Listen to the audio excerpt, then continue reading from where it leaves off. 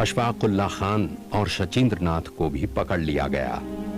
इन लोगों पर दफा 121 सम्राट के खिलाफ युद्ध घोषणा, 120 396 डकैती और 302 कत्ल के तहत मुकदमा चलाया गया। सरकार की ओर से पंडित जगत नारायण मुल्ला इस मुकदमे की पैरवी कर रहे थे, जबकि क्रांतिकारियों की ओर से कलकत्ता के बैरिस्टर वीएम चौधरी को नियुक्त किया गया।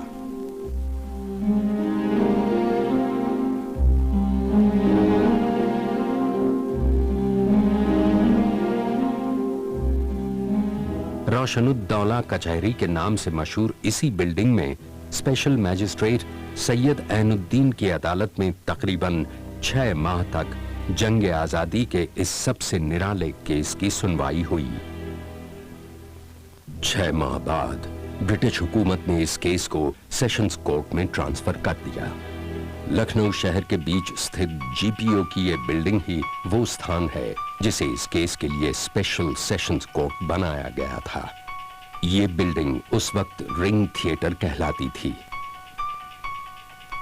तकरीबन 12 महीने तक बिस्मिल और उनके साथियों पर यहीं हैंगिंग जज नाम से कुख्यात ए हैमिल्टन के सामने केस की सुनवाई हुई और 6 अप्रैल 1927 को वतन परस्तों के खून की प्यासी ब्रिटिश हुकूमत ने पंडित राम प्रसाद बिस्मिल, राजेंद्र लाहिड़ी और रोशन सिंह को फांसी, मनमथ नाथ को 14 साल, योगेश चंद्र, मुकुंदीलाल, गोविंद चरणकर, राम कुमार सिंह, रामकृष्ण खत्री को 10-10 साल और विष्णु शरण दुबलिस और सुरेश चंद्र को 7-7 साल की सजा सुनाई।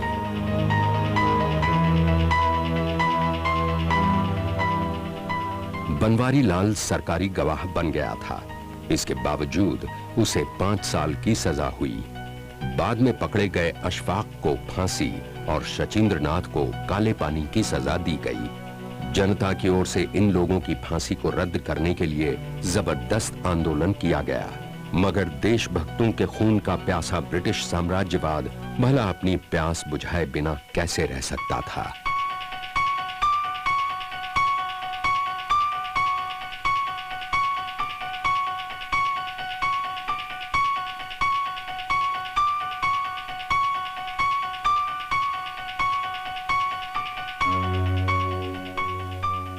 ये है लखनऊ जेल का पुराना हिस्सा।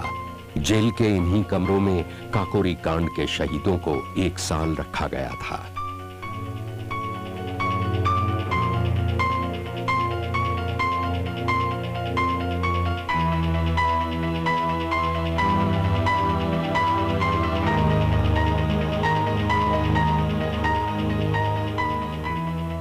अप्रैल को ही बिस्मिल को उनके साथियों से अलग गोरखपुर जेल भेज दिया गया।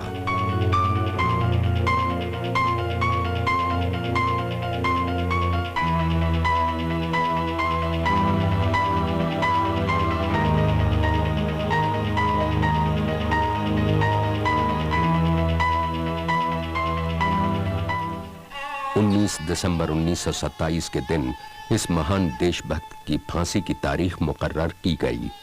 जेल में रहते हुए बिस्मिल ने कई रचनाएं लिखी। यदि देश हित मरना पड़े मुझको सहस्रों बार भी, तो भी मैं ना इस कष्ट को निज ध्यान में लाऊं कभी। हे ईश भारत वर्ष में शत बार मेरा जन्म हो, कारण सदा ही मृत्यु का देशोपकारक कर्म हो।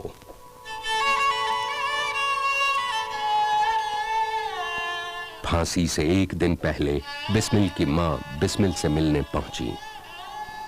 मां, तुम यहां? मां, ये क्या? तुम्हारी आंखों में आंसू? मैं तो समझती थी कि मेरा राम बहुत बहादुर है।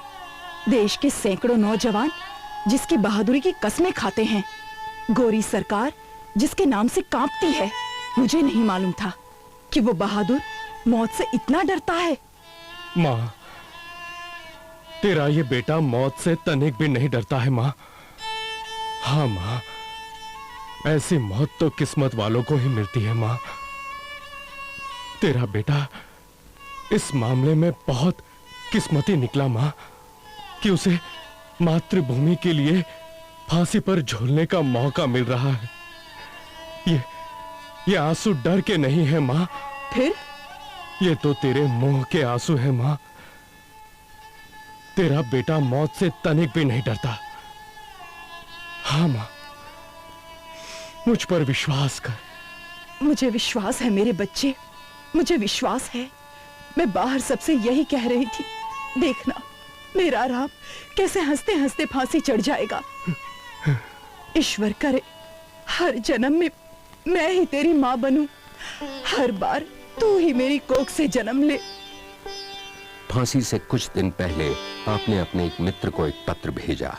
इस पत्र में लिखा था, 19 तारीख को जो कुछ होने वाला है उसके लिए मैं अच्छी तरह तैयार हूं। यह है ही क्या, केवल शरीर का बदलना मात्र। मुझे विश्वास है कि मेरी आत्मा मातृभूमि और उसकी दीन संतति के लिए नए उत्साह और ओज के साथ काम करने के लिए शीघ्र ही लौट आएगी। 19 दिसंबर की सुबह जब सिपाही बिस्मिल को फांसी के लिए ले जाने आए तो वे भारत माता की जय और वंदे मातरम कहते हुए उठ खड़े हुए और सिपाहियों के साथ फांसी घर की ओर चल पड़े।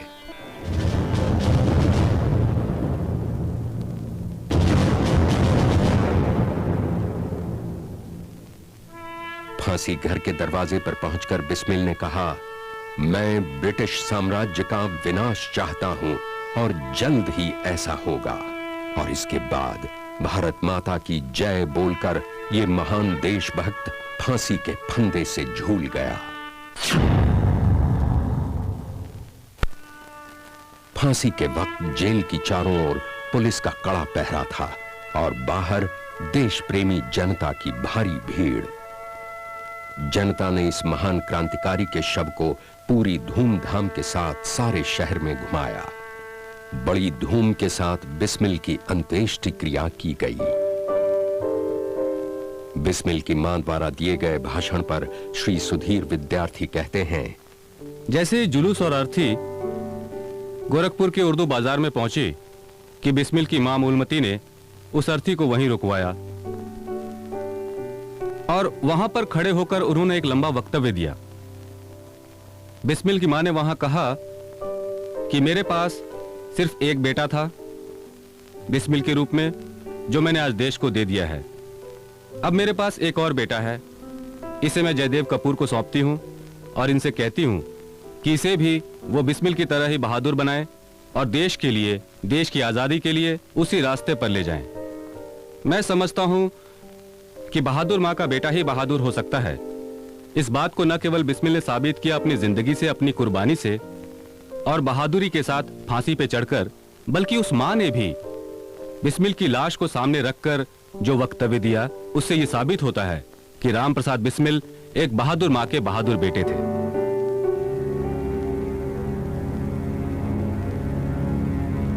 इस तरह एक महान देशभक्त अपनी मातृभूमि के लिए हंसते हंसते कुर्बान हो गया। यह है काकोरी स्टेशन, जहां काकोरी षड्यंत्र का जन्म हुआ। यहां पहुंचते ही हमारे मानस पटल पर मुक्ति आंदोलन के लिए रचे गए काकोरी षड्यंत्र की स्मृतियां जीवंत हो जाती हैं।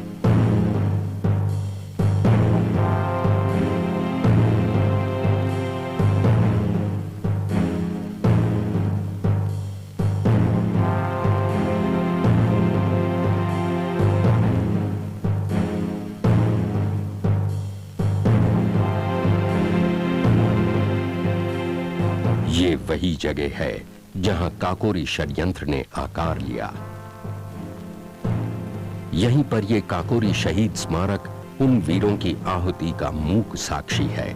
यहां पर आने वाले श्रद्धालु उन वीरों को नमन करते हुए गर्व के साथ उनके साहस और बलिदान को श्रद्धांजलि देते हैं।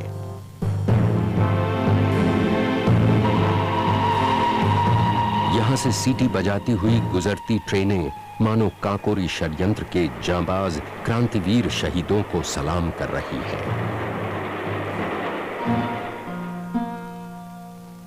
शाहजहांपुर को बिस्मिल जैसे शहीदों के नाम से जाना जाता है। यहां हर ओर आपको बिस्मिल के नाम का कुछ न कुछ अवश्य मिल जाएगा। मिट गया जब मिटने वाला फिर सलाम आया तो क्या, दिल की बर्बादी के बाद उनका पयाम आया तो क्या। काश अपनी जिंदगी में हम ये मंजर देखते, काश अपनी जिंदगी में हम ये मंजर देखते, बरसरे तुर्बत कोई महशर खराम आया तो क्या।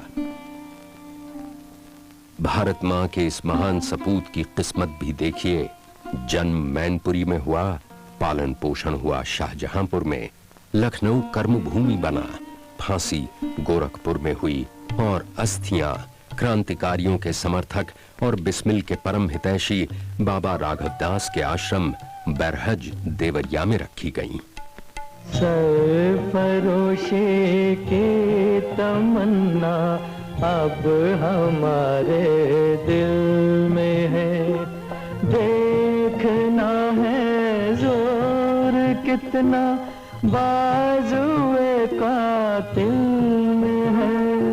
सरफरोशी की तमन्ना अब हमारे। आज वक्त के साथ सब कुछ बदल चुका है, खासकर हमारी सोच, मगर बावजूद इसके जब तक तारीख जिंदा रहेगी तब तक पंडित राम प्रसाद बिस्मिल जैसे वतन परस्त हमारी रगों में वतन परस्ती का जज्बा जगाते रहेंगे। जय हिंद।